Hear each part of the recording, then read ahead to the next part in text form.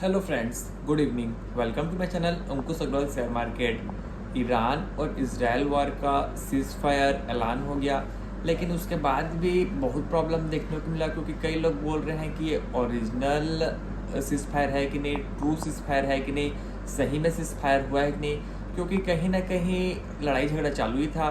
तो देखने को मेरे को क्या लगता है कि सीज फायर ये सही हुआ है, कोई गलत नहीं हो रहा है। लेकिन देखने की बात ये होती है, जैसे ईरान वाले जो थे वो अटैक किए अमेरिका के बेस में, कतर में इन लोग अटैक किए। तो इन लोग का अटैक करने का मकसद ये रहता है कि देश दुनिया को दिखाना रहता है कि भाई हम लोग, अमेरिका बोल रहा है सीज फायर हो गया लेकिन हम लोग नहीं किए हैं, हम लोग ज़्यादा बड़े महारथी हैं, हम लोग ज़्यादा बड़े दिमाग वाले हैं। इन लोग अंदर से इन लोग भी मान चुके हैं, लेकिन पूरे वर्ल्ड दुनिया में दिखाएंगे, फिर एक दिन के बाद शांत हो जाएंगे क्योंकि लोग दिखाएंगे कि हमारा इज्जत बढ़ेगा, इज्जत होगा। लेकिन सबसे बढ़िया चीज़ ये होती है सीज फायर होने के बाद कि हर कंट्री बोलता है जीत हमारी हुई। जैसे कि इंडिया और पाकिस्तान का लड़ाई हुआ तो इंडिया वाले बोले कि हम लोग वॉर में जीत गए, पाकिस्तान वाले बोले हम लोग वॉर में जीत गए। लेकिन सीज फायर के बाद भी पाकिस्तान वाले अटैक किए तो वो बात अलग है। लेकिन सीज फायर जब होता है उसके बाद तो मेरे को लगता है एक आध दिन ये लोग दिखाते हैं पूरे वर्ल्ड को कि सीज फायर क्या हुआ है, हम लोग अभी भी एक्टिव है और हम लोग जीते हैं।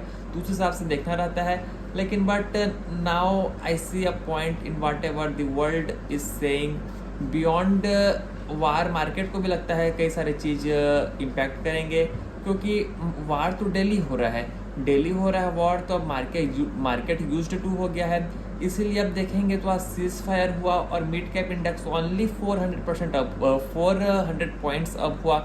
मतलब मार्केट बोला कि हम क्यों चढ़े, क्योंकि हम गिरे ही नहीं थे उतना मीनिंगफुल, तो चढ़े ही क्यों। तो वैसे ही होता है। मेरे को लगता है आगे भी अगर हम लोग अगर लॉन्ग टर्म को देखें तो लड़ाई झगड़ा कोई ना कोई तो कंट्री का होते रहेगा।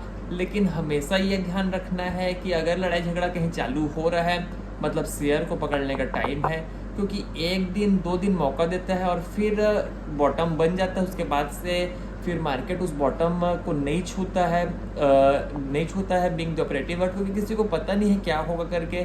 तो यही देखने वाली बात रहती है। लेकिन समझेंगे अगर इस लोग दोनों का लड़ाई झगड़ा का, तो लड़ाई झगड़ा का तो मेरे को लगता है ऑफिशियली सीज फायर हो गया है। क्योंकि अब इन लोग जो बात हम लोग पहले भी बोले थे, वीडियो में भी बोले थे कि इन लोग वॉर अगर इन लोग का लंबा चलता या फिर और अगर चलेगा तो क्रूड ऑयल में इम्पैक्ट आता जो कि नहीं आया, डॉलर इंडेक्स में इम्पैक्ट आता जो कि नहीं आया, विक्स में सबसे ज़्यादा इम्पोर्टेंट आता तो नहीं आया। इसलिए नहीं आया क्योंकि विक्स जो है, विक्स जो फियर इंडेक्स है, फियर लोगों को कहाँ था, 20-22 के ऊपर विक्स गया ही नहीं। अगर इन लोगों को सही में डर रहता ईरान और इजराइल का वॉर का तो बहुत ज़्यादा स्पाइक अप करता, जो कि बीच में बोले थे हम लोग अगर 20 का विक्स 30 पहुंचेगा तो फिर 30 के बाद सीधा 60 पहुंचेगा, 60 पहुंचेगा। लेकिन 20-22 में ही विक्स अटक के रह गया। मतलब किसी को सीरियसली लगा ही नहीं है वॉर, और पर्सनली मेरे को तो 0% लगा। क्योंकि कभी रसिया यूक्रेन होंगे, कभी हमास इजराइल और क्या क्या होते ही रहेंगे। अब तो कंट्री के नाम भी भूल जा रहे हैं क्योंकि डेली कोई ना कोई कंट्री भिड़ रहे हैं एक दूसरे के साथ। तो ये सब देखने वाली बात होती है और एक दो दिन लेने का मौका जरूर रहता है, लेकिन देखते हैं क्या होता है। लेकिन बात करेंगे डिफेंस के शेयर के, तो जिस दिन लड़ाई झगड़ा चालू हुआ डिफेंस के शेयर बूम बैंग हो गए। हम लोग उस दिन भी बोले थे कि इन लोग को तो कोई ऑर्डर मिल रहा नहीं है, वॉर अच्छे से चालू भी नहीं हो पाया है कि लोग जश्न मनाना चालू कर दिए।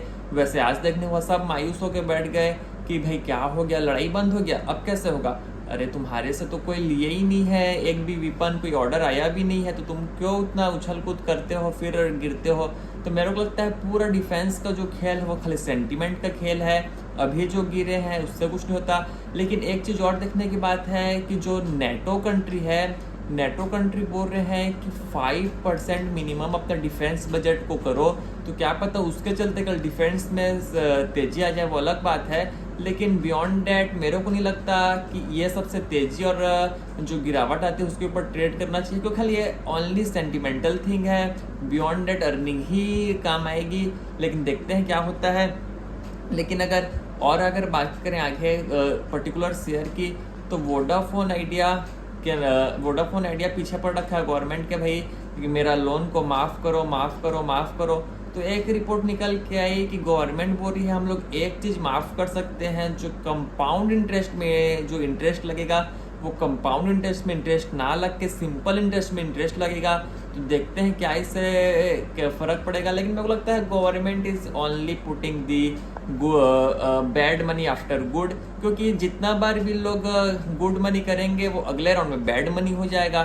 तो वही कंटिन्यूसली प्रोसेस चलते रहेगा। लेकिन वोडाफोन का हालत मेरे को नहीं लगता कभी सुधरेगा, क्योंकि अगर इन लोग का 2 मिनट अगर वोडाफोन के अगर अंदर घुस जाए हम लोग, तो वोडाफोन का जो एबिटा है और जो वोडाफोन को इंटरेस्ट पे करना है लगभग सेम है। मतलब जो एबिटा आएगा उसके बाद उतना तो वोडाफोन इंटरेस्ट पे कर देगा, तो मतलब टैक्स और एमोर्टाइजेशन घर से बढ़ेगा वोडाफोन आइडिया। तो कब तक कितना दिन चलेगा? मेरे को लगता है बिरला जी की कंपनी है, जब तक ये बिरला जी दिमाग लगाएंगे, जब तक सिर में हाथ रहेगा तब तक वोडाफोन रहेगा। जिस दिन सिर से हाथ हटेगा वोडाफोन इज डेड मान के चलो। और मेरे को लगता है अभी भी डेड है, लेकिन बिरला जी का नाम जुड़ रखा है करके बिरला जी कहीं ना कहीं अपना दिमाग लगा रहे हैं और सोच रहे हैं कि नाम खराब मत हो करके वोडाफोन आइडिया सर्वाइव कर रहा है। लेकिन देखते हैं क्या होता है।